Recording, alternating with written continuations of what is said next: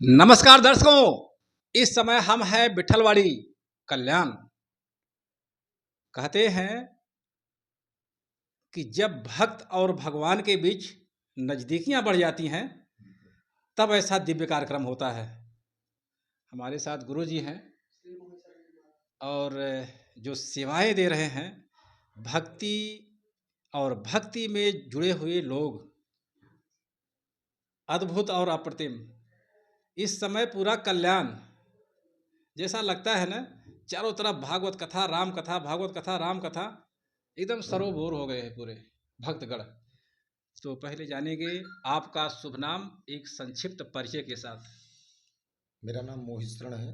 मैं श्री धाम अयोध्या जी से हूँ और श्री गुरु कृपा जी के आशीर्वाद से, गुरुदेव भगवान के आशीर्वाद से विट्ठलवाड़ी में श्री साईं जन कल्याण संस्थान में जो है यह हमें शुभ अवसर प्राप्त हुआ है श्रीमद् भागवत कथा कहने का।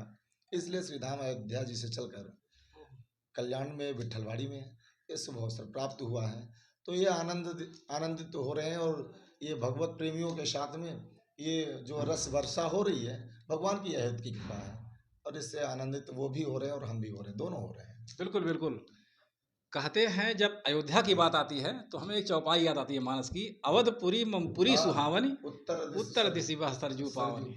एक ऐसी दिव्य और अनुकृति दिल में उभर आती है कि क्या कहने। तो गुरु जी, अक्सर लोग पूछते रहते हैं कि जो भागवत कथा होती है, बहुत से ऐसे भक्तगण हैं पूछते हैं कि भागवत कथा और भगवत गीता दोनों में अंतर क्या है गुरु जी? भागवत कथा जो है वो मरने की कथा है। कहा जाए मरने की कथा कैसे है, कहा जीवन जीने के लिए जो है वो राम कथा है, लेकिन भागवत कथा जो है वो मरने के लिए है। और दूसरी बात क्या है, जो भगवत गीता है, भगवत गीता में भगवान श्री कृष्ण ने अर्जुन जी को उपदेश दिया है, जो संदेश दिया है वो संदेश ये दिया है कि संसार में कोई अपना नहीं है और सब अपने हैं। संसार वासियों को बताया है संसार में पुत्र पौत्र परिवार पत्नी और माता पिता ये कोई नहीं है और सब अपने हैं। यही भगवान ने अर्जुन को सिखाया है। और श्रीमद् भागवत कथा मरने के लिए क्यों है, क्योंकि जब तक आपको मरना नहीं आया तो जीना आ नहीं पाएगा। तो जीना आ जाए तो मरना अपने आप आ जाएगा। महाराज परीक्षित जी को जो है श्री सुखदेव महाराज ने केवल जब उनको यह हुआ कि 7 दिन के अंदर उनको मरना है, तो इसके विषय में भगवान सुखदेव जी ने महाराज परीक्षित को भगवत कथा जो है श्रीमद् भागवत कथा को श्रवण कराया। और वही अर्जुन जी को जब मोह हो गया कि मैं बाण कैसे चलाऊं इन पर, ये मेरे काका हैं, ताऊ हैं, द्रोणाचार्य जी हैं, भीष्म पितामह जी हैं और न जाने कितने हमारे सब सगे संबंधी हैं, इन पर मैं बाण चलाऊं तो कैसे चलाऊं। भगवान ने कहा ये मोह की माया के चक्कर में फंसे हुए हैं, इनको किसी न किसी तरीके से ज्ञान देना चाहिए, उस ज्ञान से इनका जो अज्ञान रूपी अंधकार है ये दूर हो जाए। तो इसलिए भगवान श्री कृष्ण ने गीता का उपदेश दिया और एक बृहद रूप में दिखाया कि ये देख लो जितने हैं सब मरे पड़े हैं, केवल आपको निमित्त मात्र बनाया जा रहा है, केवल इनको मारने के लिए, बाकी कुछ है नहीं, ये पहले से ही मरे हुए हैं, ये कोई आपका नहीं है, सब पराये हैं और सब अपने हैं। ये भगवान ने बताया। बहुत सुंदर। जीवन और मृत्यु यही अंतर है दोनों में, है ना? दोनों में यही अंतर है। संसार में दोनों चीजें हैं। देखो हम अवधवासी हैं, अयोध्या से आए हैं, तो अयोध्या की ऐसी प्रपाटी है, ऐसी परंपरा है कि अपने मर्यादा में रहकर जीना अति उत्तम है। जितनी मर्यादाएं होंगी उतना ही अच्छा होगा। जीवन का सदुपयोग करना है, जीवन को किस तरह से जिया जाए, जीवन में किस तरह से लोगों से मिला जाए, समाज में कैसा चला जाए, माता पिता की सेवा कैसी की जाए, गुरुजनों की सेवा कैसे की जाए, तो इसके लिए श्री राम कथा से बढ़कर और दूसरा तो हमें नहीं लगता है कि संसार में कोई दूसरा और सदमार्ग है। और भागवत कथा जो है उससे महाराज परीक्षित और सुखदेव जी के सिवा दूसरा देखा जाए तो जीवन में कुछ है नहीं। बिल्कुल गुरु जी, जब आपने कहा मर्यादा की बात, तो मर्यादा से हमें एक प्रश्न याद आ गया कि रामचरितमानस और रामायण दोनों में भगवान राम की चर्चा ही है, तो उनमें क्या अंतर पाया जाता है कि लोग रामायण ज़्यादा, रामचरितमानस ज़्यादा फोकस करते हैं? जी, कारण उसमें ये है कि महर्षि वाल्मीकि के द्वारा रामायण की रचना की गई है। महर्षि वाल्मीकि के द्वारा मनु स्मृति के माध्यम से ये खोजा गया कि ऐसा कौन सा मनुष्य है, कौन सा देवता, कौन से भगवान हैं जिनके विषय में लिखा जाए कि उनका अनुसरण पूरा संसार, पूरा विश्व करे। तो इस पर ब्रह्मा जी ने अपने पुत्र नारद जी को पढ़ाया और नारद जी ने महर्षि वाल्मीकि जी को बताया और महर्षि वाल्मीकि जी ने श्री रामचरित का उद्बोधन किया, श्री रामचरित जो है रामायण लिखा। तो जब उन्होंने रामायण लिखा तो उन्होंने रामायण बिल्कुल एक जैसे गुरु होता है अपने शिष्य के विषय में दर्शाता है, ऐसे महर्षि वाल्मीकि जी ने भगवान के विषय में पूरा दर्शाया और उसमें मर्यादा या अमर्यादा का कोई वो नहीं, जो लिखा वो बिल्कुल रियल में लिखा। लेकिन जब रामचरितमानस पूज्यपाद तुलसीदास जी ने लिखा तो उन्होंने राम और माँ किशोरी जी को माता और पिता मान के, अपना इष्ट देव मान के लिखा, इसलिए वहाँ पे वो मर्यादित उन्होंने और मर्यादा करके लिखा। एक चौपाई आती है कि जयंत ने माँ के चरणों में चोंच मारा है। जब आप रामायण में पढ़ेंगे तो रामायण में पूज्यपाद महर्षि वाल्मीकि जी ने कहा है कि जयंत ने माँ के स्तन में चोंच मारा है, लेकिन वही जब पूज्यपाद तुलसीदास जी कह रहे हैं तो कह रहे हैं कि सीता चरण चोंच हति भागा। कहा जयंत ने चरणों में चोंच मारी है। तो जो मर्यादाएं हैं, बच्चों का कर्तव्य है माता के सौंदर्य का बखान नहीं करना, वो अमर्यादित है।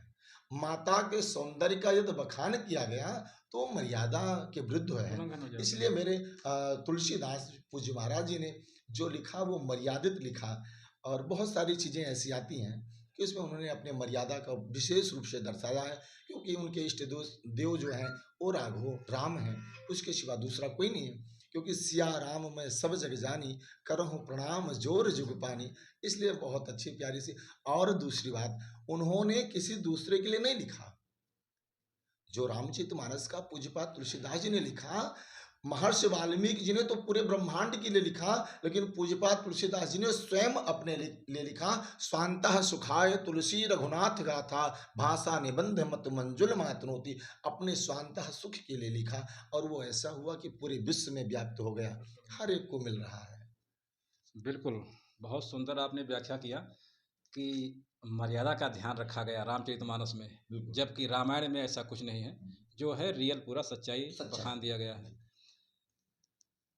अच्छा महाराज जी, एक चीज़ और हम जानना चाहेंगे आपसे।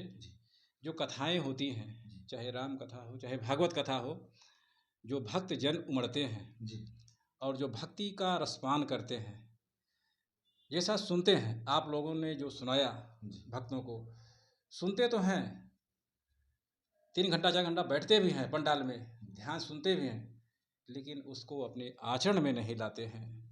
इसके लिए क्या करना चाहिए आम भक्तों के लिए? मैं सभी भगवत प्रेमियों से निवेदन करना चाहूँगा इसके विषय में। हमारे पूज्य सदगुरुदेव भगवान कहा करते थे कि जिंदगी भर रास्ता पूछते रहो चलो कभी ना, तो क्या मंजिल मिलेगी?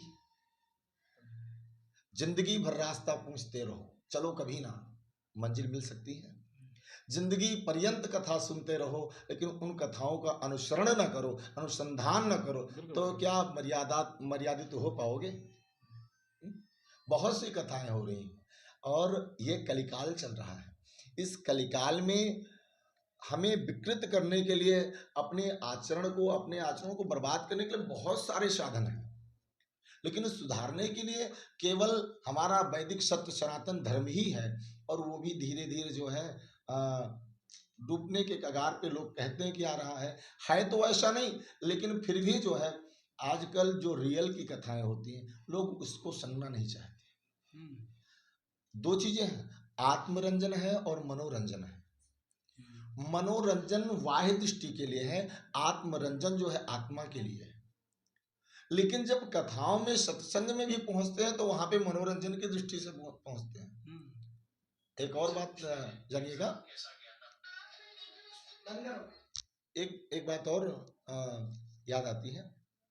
2 शब्द आता है हमारे आपके बीच में, मजा एक शब्द आता है और दूसरा कभी कभी कहते हैं कि आनंद आता है। मजा जब आता है जब हम संसार की दृष्टि में रहते हैं, संसार के पदार्थों का स्वाद लेते हैं, तो उसमें मजा आता है।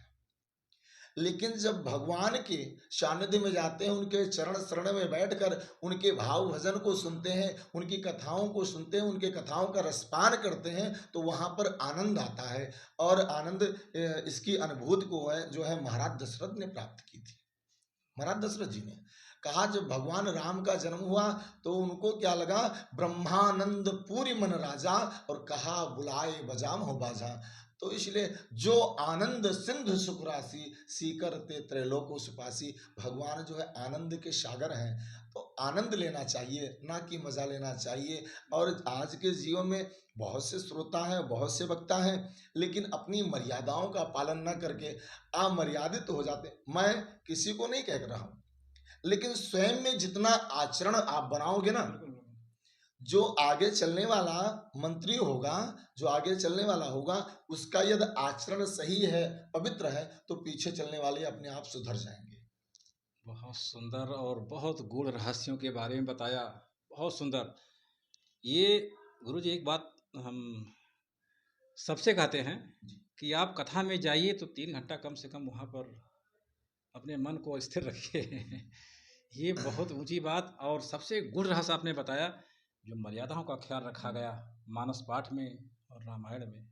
उसका तो विशेष रूप से रामचरितमानस से एक ऐसा, देखो श्रीमद् भागवत रामायण हो सकता है सब लोगों को श्लोक आता हो या ना आता हो, लेकिन रामचरितमानस की जो माताएं बहनें हमारी बिल्कुल पढ़ी लिखी नहीं है, लेकिन फिर भी उनको याद आता है। बहुत सी चौपाइयों का वो उदाहरण अपने बच्चों को देती हैं। और जो यदि नहीं कुछ भी हो पाता है तो माँ किशोरी जी के और राम जी की चर्चा तो अवश्य करती हैं कि बेटवा उनको जानिएगा, जो सुबह उठते थे और उठकर प्रणाम करते थे, प्रातः काल उठ के रघुनाथा, मात पिता गुरु नाम ही माता।